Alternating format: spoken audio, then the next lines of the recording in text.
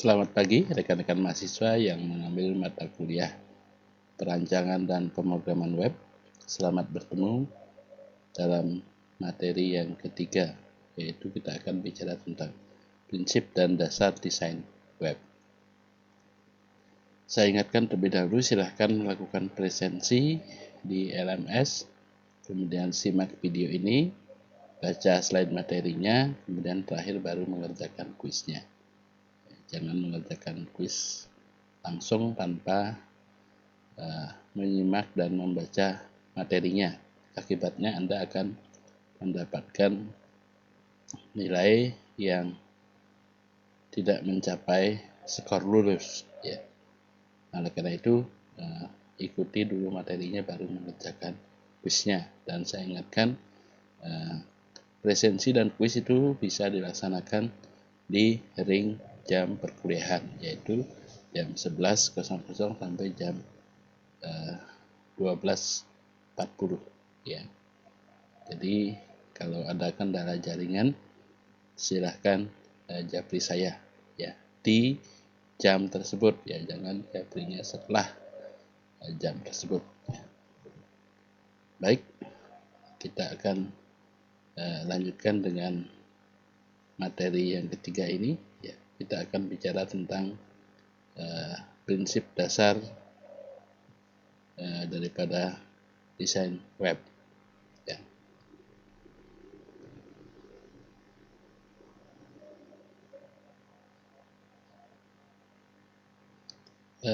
Berbicara tentang prinsip dan dasar, itu tentu kita akan berbicara tentang hal-hal yang sangat terpenting terkait dengan pendesainan web tersebut, ya. Yang pertama adalah ciri desainer yang berbakat, yaitu ini perlu kita lihat di sini, ya. Seorang desainer yang berbakat itu memiliki ciri yang pertama selalu tertarik kepada desain dan grafik, ya. Kemudian latihan ketajaman mata, ya. Jadi bisa melihat dengan tajam sebuah hasil karya desain, ya. Kemudian belajar program aplikasi komputer untuk aplikasi pengolah grafik, ya.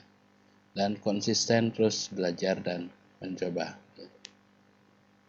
Nah, kualifikasi seorang desainer yang handal itu ada beberapa, ya. Yang pertama itu harus memiliki pandangan atau visi, ya, yaitu kemampuan dan menemukan ide atau gagasan, kemudian mengolahnya dalam pikiran dan ide, ya. Kemudian yang kedua adalah imajinasi atau daya hayal. Ini adalah kemampuan untuk menggunakan ide yang didapat secara efektif, yaitu dengan membawa inti dari ide tersebut agar bisa diterapkan.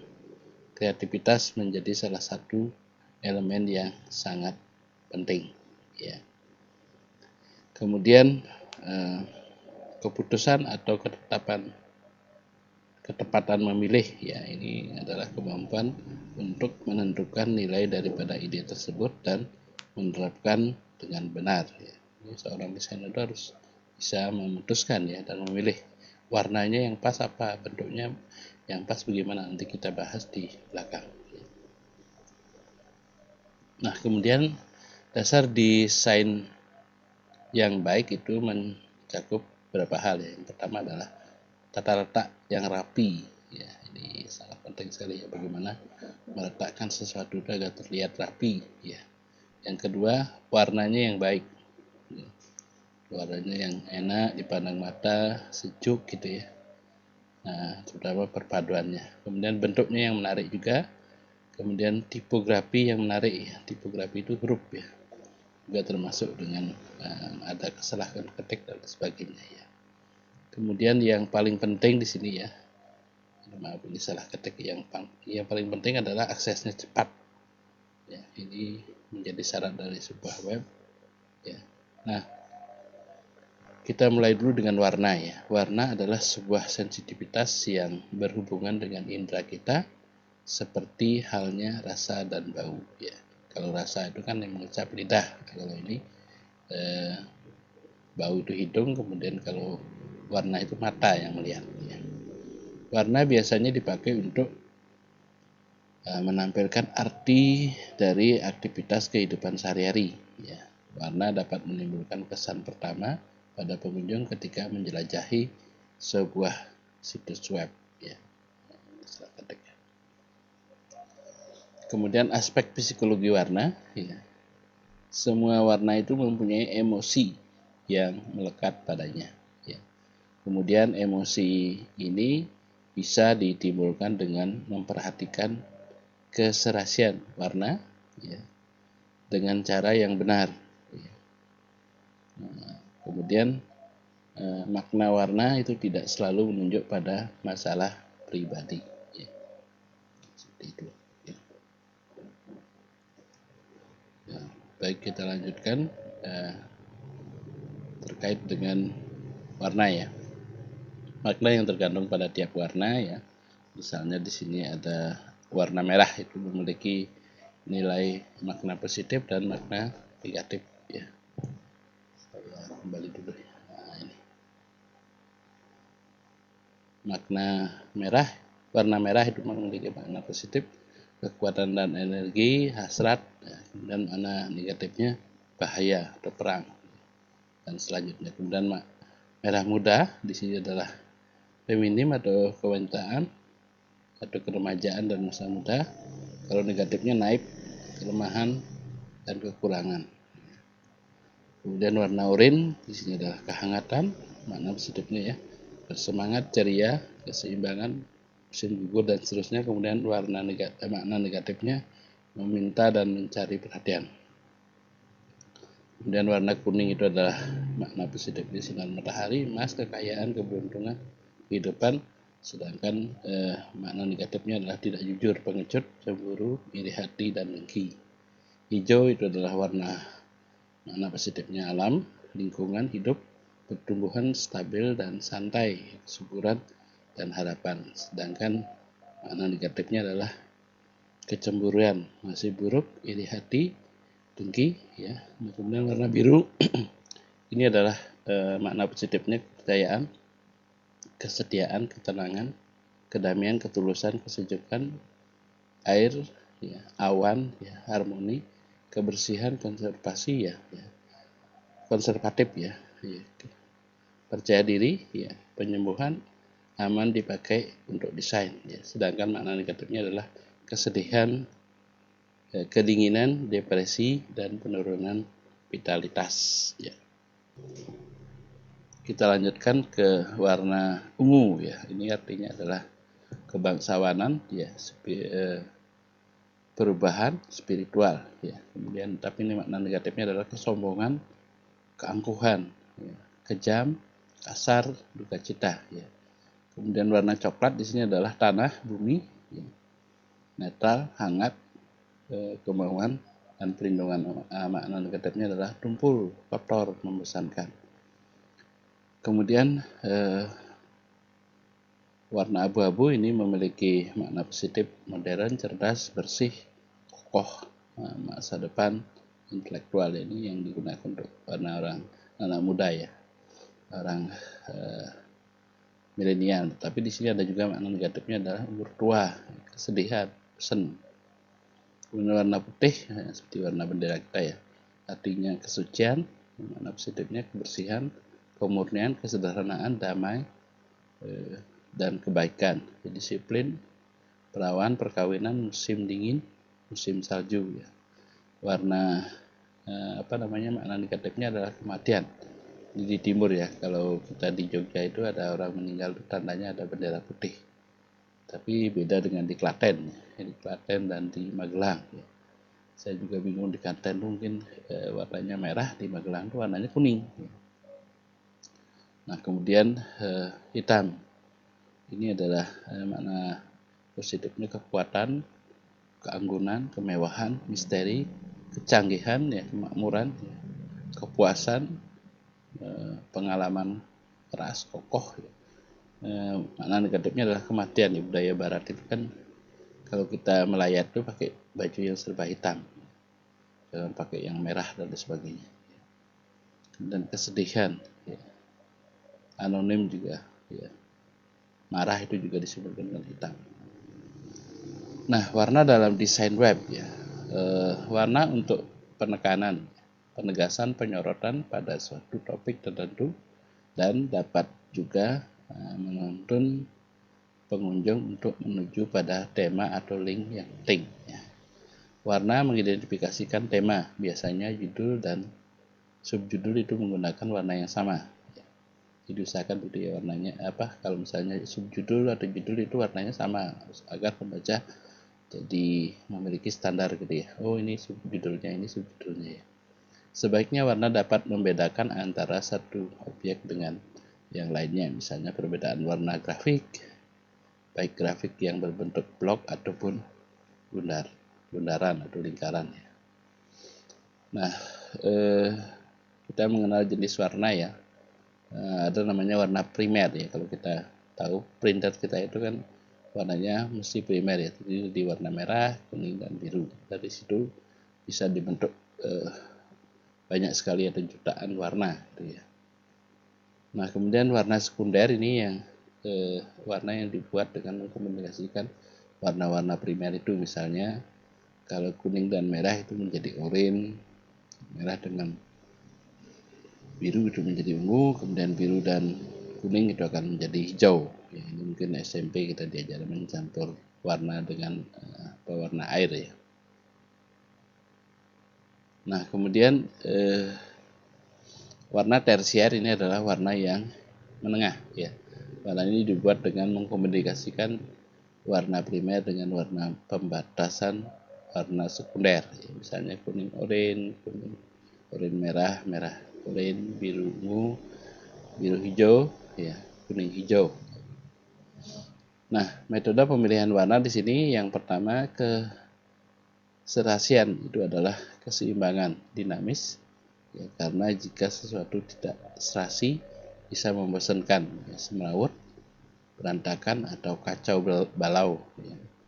Metode pemilihan warna beruntun. Ini memilih warna-warna yang berdekatan sehingga menghasilkan warna yang lembut dan serasi. Ya. Contohnya adalah kuning, oranye, ya, kuning-kuning, oranye itu agak serasi ya.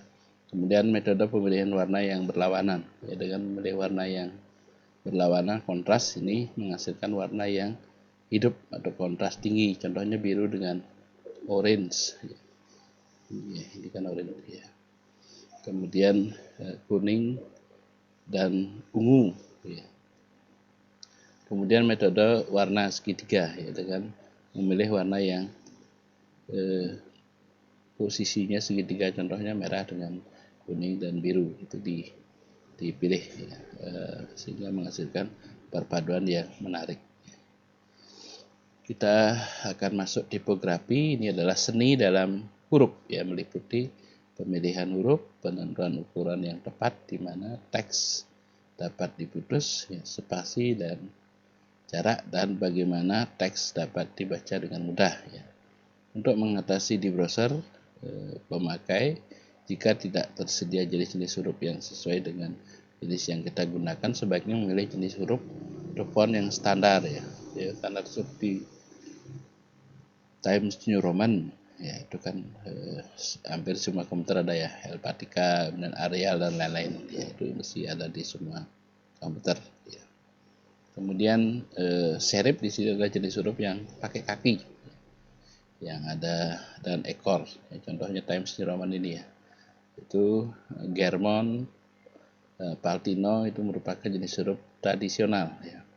Kemudian sans serif ya, sans itu artinya tidak ya, diambil dari bahasa Prancis yang artinya tidak ya, mempunyai sans ya, yaitu kaki, misalnya Helvetica, Arial, Verdana, dan Avantgarde ya. Dekoratif ini adalah jenis huruf yang mempunyai desain yang rumit sesuai dengan yang baru, sesuatu yang baru, untuk membuka sesuatu yang baru ya. Dekoratif ini seperti huruf berjalan, huruf jalan gitu ya. Nah, itu. Kemudian script, jenis-jenis huruf yang menyerupai tulis tangan, ya. Jenis huruf ini juga sering disebut dengan kursif, ya. Pemakaiannya sama dengan dekoratif, jangan terlalu banyak, ya. Monospace ini adalah jenis huruf yang mempunyai jarak yang dan lebar yang sama setiap hurufnya. Misalnya kurirnya 10 terkenal untuk menulis jenis program, ya. Kalau nanti mengutip program itu pakai kurirnya 10, ya. Atau huruf seperti mesin teks, ya. Biasanya digunakan untuk menulis kode bagi programmer, ya. Seperti itu. Baik, penggunaan huruf dalam desain web. Buatlah kontras yang tinggi antara teks dengan latar belakang atau background, ya, seperti contoh slide ini, ya, biru putih gitu, ya, antara teks dengan gambar, ya. Kemudian pilihlah jenis huruf yang mudah dibaca, ya, biasanya jenis serif dan sans serif, ya, sans serif tanpa ekor, ya, tanpa kaki tadi. Kadang-kadang jenis huruf sans serif lebih mudah dibaca daripada serif ketika karakter yang digunakan berukuran kecil, ya. Kalau kecil itu ya pilihlah yang sans serif, ya, lebih mudah dibaca, ya. Kemudian atur leading dan kerning. Leading ini adalah spasi antar dua baris teks, ya, ini seperti ini, ya. Atur dan baris ini kan dua baris teks. Sedangkan kerning adalah jarak spasi antar huruf, ya, antara A dan T, ini namanya kerning, ya.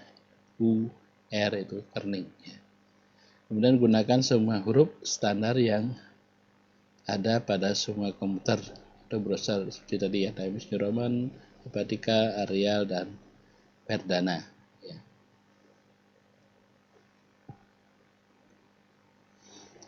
Nah, petunjuk pemilihan huruf, ya, secara formal pasangkan jenis huruf serif untuk isi halaman dan sans serif untuk judul, ya. Apabila menggunakan beberapa jenis huruf dalam halaman, biasanya jenis huruf yang dekoratif atau script digunakan untuk judul, dan sans serif atau serif atau sans serif ini digunakan untuk isi halaman. Ini lebih bervariasi, ya. Usahakan jangan lebih dari 12 kalimat dalam satu baris, ya, karena mempersulit pembacaan, ya. Kadang-kadang menjadi terulang atau sulit untuk membaca baris berikutnya.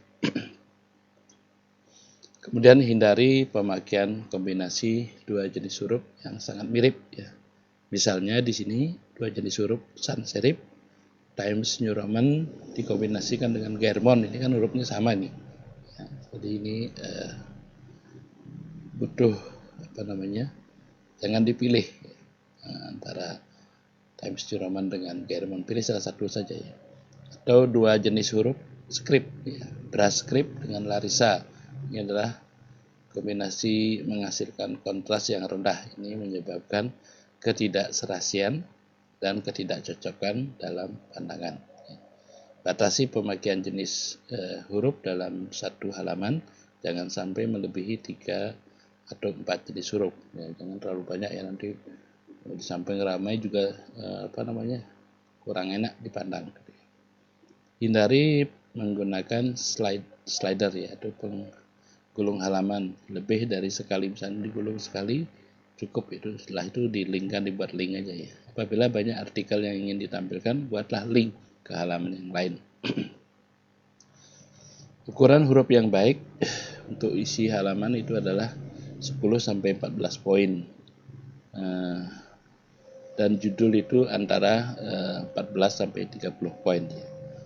Berikan ketebalan pada huruf besar, yaitu huruf kapital, dan pada judul ini untuk membedakan dengan isi halaman. Hindari pemakaian huruf besar terlalu banyak, ya, karena akan memperlambat kecepatan membaca, membosankan ruang, ya, dan pakailah untuk menandai teks yang sangat penting saja, ya. Jadi jangan huruf besar gitu, ya, untuk enak, ya, akan lambat bacanya.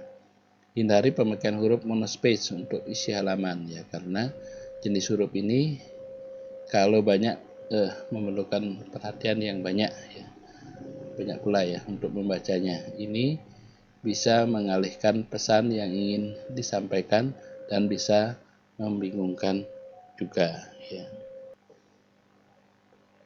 Nah, bentuk sekarang, ya, penggunaan bentuk yang efektif akan memberikan motivasi, ya, inspirasi dan tantangan kepada pengunjung walaupun ini terjadi tanpa disadari.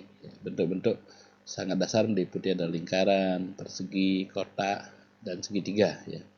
Biasanya bentuk dikombinasikan dengan bentuk lain yang memberikan kesan yang kuat pada pengunjung. Misalnya dikombinasikan dengan persegi itu menghasilkan kesan yang kehangatan dan keamanan. Ya.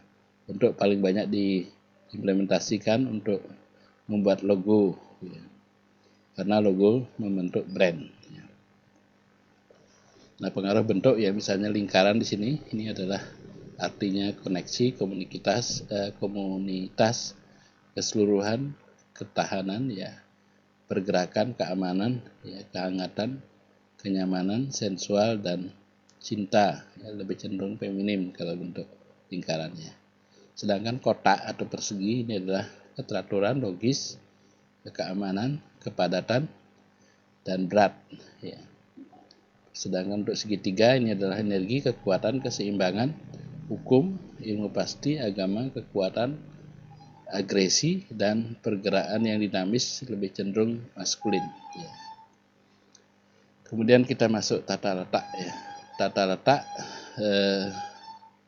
model layout top itu biasanya digunakan untuk menampilkan link yang banyak ke situs lain. Ya. Model layout button atau index ini biasanya digunakan apabila halaman banyak berhubungan dengan topik yang tunggal.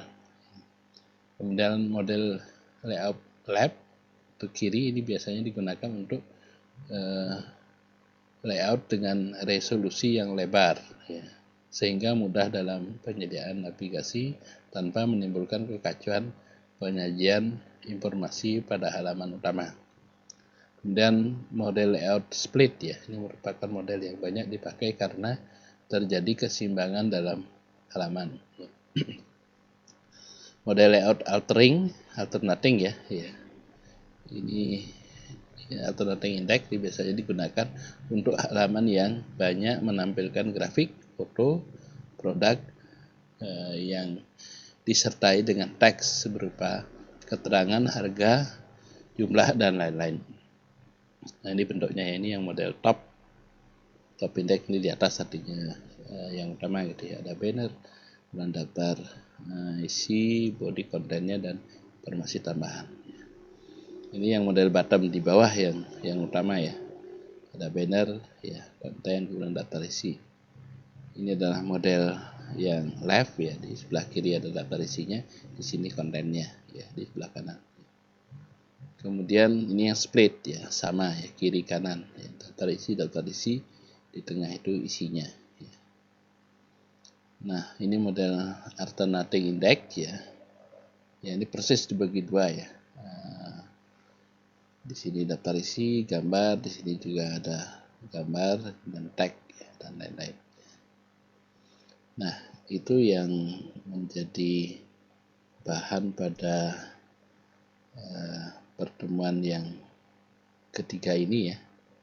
Sekali lagi saya ingatkan, dibaca slide materinya ya. Kemudian setelah itu baru Anda mengerjakan kuisnya ya. Jangan langsung mengerjakan kuis, nanti akibatnya Anda mendapatkan skor yang tidak lulus ya, atau kurang dari 75% ya. Baik, saya kira demikian rekan-rekan mahasiswa. Terima kasih atas perhatiannya. Sampai ketemu di materi berikutnya ya. Perlu saya sampaikan di sini untuk mahasiswa semester 3 sudah mulai uji coba untuk praktikum luring ya, atau praktikum langsung di lab ya. Nanti berikutnya Anda siap-siap. Bagi yang masih berada di luar Jogja, silakan siap-siap untuk ke Jogja karena kita akan sudah siap-siap untuk melaksanakan kuliah luring ya. Mengingat kondisi Jogja sudah semakin baik ya, kemarin sudah level 3, ini mudah-mudahan segera turun ya. Ini sudah uji coba minggu ini dengan praktikum ya, untuk semester 3, mata kelas semester 3 ya, berikutnya semester 1 dan seterusnya gitu ya. Baik, saya kira demikian. Sekali lagi terima kasih atas perhatiannya. Selamat pagi.